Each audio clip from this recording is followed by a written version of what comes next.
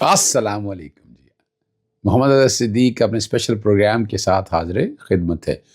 محترمہ بینظیر بھٹو کی شہادت پہ گھڑی خدا بخش کے اندر جو گیدرنگ ہوئی، جس طرح کی گفتگو ہوئی، دیکھیں زیادتی اور ظلم تو بہت زیادہ ہے، چلیں اس پہ گفتگو کریں گے۔ عمران خان واپس آ رہا ہے اس نظام کے اندر، اور پاکستان مسلم لیگ نون کے کون سے رہنما نے ایسا بات کر دی ہے، اس نے تو کچا چٹا کھول کے رکھ دی، ذرا اس پہ بھی گفتگو کریں گے۔ سب سے پہلی تو بات ہے، اس میں کوئی شک نہیں کہ محترمہ بینظیر بھٹو کی بہت زیادہ قربانیاں ہیں، کوئی شک نہیں ہے، لیکن جنہوں نے مارا اس کو، جنہوں نے شہید کیا، آج تک ہم اس کے قاتل نہیں پکڑ سکے۔ آج تک باتیں ہماری ہوتی رہی، سارا کچھ صفائی ہو گئی، چورا کچھ جہاں جہاں شہادت ہوئی لمحوں کے اندر سڑکیں صاف ہو گئی۔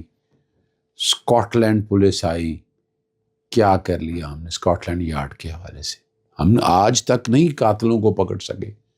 مزہ تو تب ہے نا ہم ان کے اصل قاتلوں کو بے نقاب کریں اور قوم کے سامنے لے کر آئیں۔ پیپلز پارٹی کا بڑا کارنامہ یہ ہوگا، یاد رکھیے گا، یہ نہیں ہے ہم باتیں بڑی جمہوریت کی پتہ نہیں کیا کیا کچھ کر کے کس طرح کرنا ہے اور کس طرح ہمیں پڑھایا جا رہا ہے، بتایا جا رہا ہے۔ اب عوام جاگ چکی ہے، عوام کو سمجھ آ گئی کہ کون سی باتیں ماننی ہیں۔ آپ نے دیکھا ہوگا آصف علی زرداری صاحب نے تو بڑی مختصر سی تقریر کی، بلاول بھٹو صاحب نے بڑی لمبی اور لینتھی تقریر کی، اور جو بیانیہ رکھا، ابھی آج ملک جو یہاں تک کھڑا ہے، یہ 85 سے پروجیکٹ ہی ہیں جنہوں نے یہ حال کیا ہے۔ اگر بہتری کی طرف جانا بھی تھا، اتنا سفر طے کرنے کے بعد مساق جمہوریت ہوا، آپ اس مساق جمہوریت پر یہ عمل نہیں درآمد کر سکے۔ آج آپ نے بیسیکلی بنیادی طور پر تباہی کے مساق پر دستخط کیے تھے جو ملک کو یہاں تک لے کر آ گیا ہے۔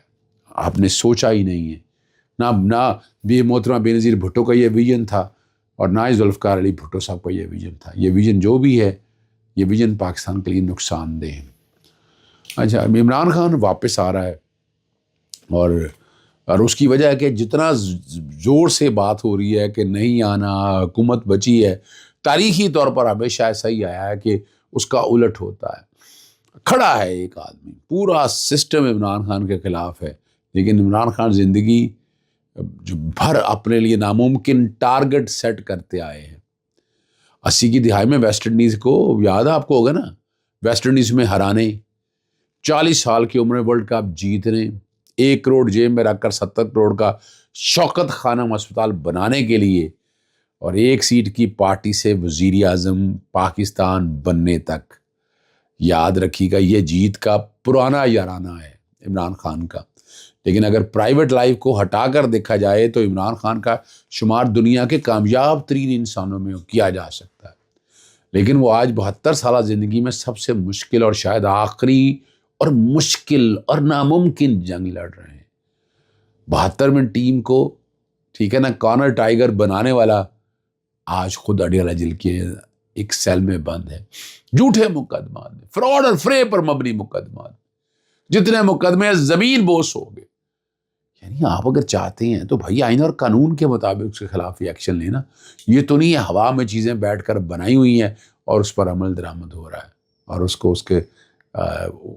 اسی کے جال میں پھنسانے کی کوشش ہو رہی ہے۔ یہ ایسا نظام تو نہیں ہے۔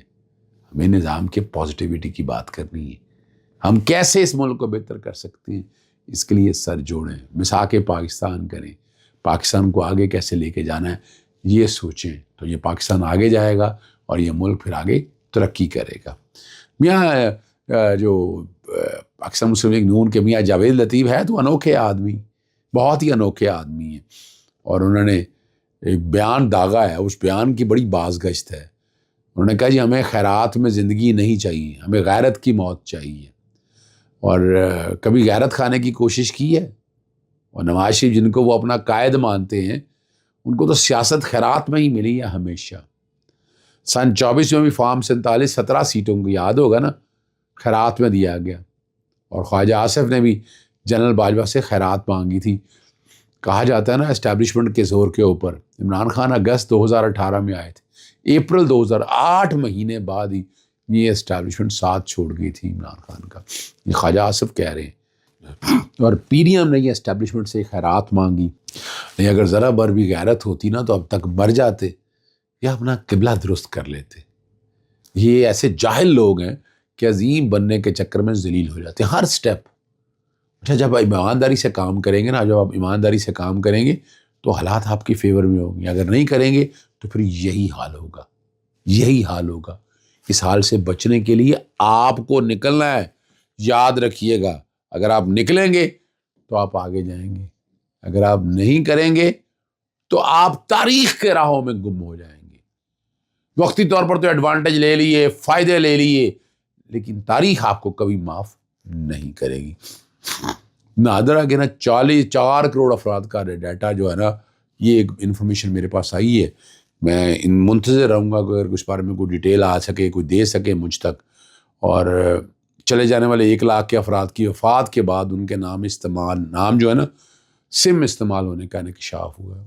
1 کروڑ سے زائد شناختی کارڈ کی مدت ختم ہو چکی، اور وہ لطیفہ یاد آتا ہے کہ نادرا کے پاس جمع بیش 20 کروڑ افراد کا ڈیٹا ہے، اور مردم شماری کے مطابق پاکستان میں اس وقت 24 کروڑ سے زیادہ ہے، اور شہریت ترک کرنے والے 24% لوگوں کے فنگر پرنٹس جو چھوڑ کے چلے گئے نا یہاں سے، اور رجسٹر خواتین میں سے 12 لاکھ کی تصاویر کا ریکارڈ ہی موجود نہیں۔ یہ میں کو آج کے نادرا پہ نہیں ڈال رہا، یہ نادرا جو پیچھے رہا ہے قصور اس کا ہے، اس نے حالت یہاں تک بنا دی ہے، یہاں تک لے آیا ہے نادرا۔ اب اس نادرا کے ذمہ بہت بڑی ذمہ داری ہے کہ وہ ان چیزوں کو صحیح درست لائن پہ ہو۔ بہت سی باتیں کہی جا سکتی ہیں کہ نادرا کا کنٹرول کس کے ساتھ ہے۔ اب آپ کے سامنے اب تو بہت سے اہم عہدوں کے اوپر سابق فوجی یا حاضر سربراہ فوجی تعینات ہیں، اور اسے کوئی محکمانہ کارروائی دیکھنے والی نادرا کی تو مجھے کچھ امپرومنٹ نظر آتی ہے، لیکن باقی میں دیکھتا ہوں تو مجھے پریشانی سی ہوتی ہے۔ افغانستان سے متعلق عمران خان کا جو بیان ہے، اور انہوں نے کہا تھا کہ افغان پر پالیسی درست نہیں ہے، اس کا سوال جو جواب آج آپ نے دیکھ لیا DGI/SPR نے دیا۔ ایک ایسی شخصیت جو اس صلاحیت سے دیکھا نا جی، ایک ایسی شخصیت جو اس صلاحیت سے جو ہے نا آ رہی ہو کہ وہ اپنی غلطی سے کچھ سمجھے، جو یہ سمجھتا ہے اسے ہر چیز کا مکمل علم ہے، ایسے رویوں کی قیمت پوری قوم ادا کرتی ہے، اپنے خون سے چکاتی ہے۔ یہ DGI/SPR نے کہا۔ افغانستان میں اقوام متحدہ کے مشن کا بیان سامنے آیا، جس کے مطابق انہوں نے کہا کہ ہمیں مصدقہ اطلاعات موصول ہوئی ہیں کہ 24 دسمبر کو افغانستان کے پکتیا صوبے میں پاکستانی فوجی دستوں کی فضائی حملوں سے درجنوں شہری بشمول خواتین اور بچے مارے گئے۔ اب یہ اور DGI/SPR نے پیغام دیا کہ وقت کا تقاضا ہے کہ ہم سب انفرادی اور اجتماعی طور پر اب کردار ادا کر کے پاکستان کو مضبوط کریں، لیکن اس کے لیے دیکھیں نا یہ جو بات سمجھنے والی ہے کہ اس کے لیے سیاسی درجہ حرارت نیچے لانے کی ضرورت ہے۔ 10,000 کے قریب چلے 5,000 سے بھی لگا لیں یا 10,000 لگا لیں سیاسی قیدی اور سینکڑوں جعلی مقدمہ، اور سب سے بڑھ کے عمران خان کو جیل میں رکھ کر اجتماعی کردار کے لیے جس ماحول کی ضرورت ہے وہ پیدا نہیں ہو سکتا۔ ٹھیک ہے نا، سیاسی کارکنوں کو پاکستان کا شہری سمجھے اور عزت دے۔ تحریک انصاف اور عمران خان کے بغیر یہ جنگ نہیں جیتی جا سکتی، کیونکہ اتحاد ممکن نہیں ہے۔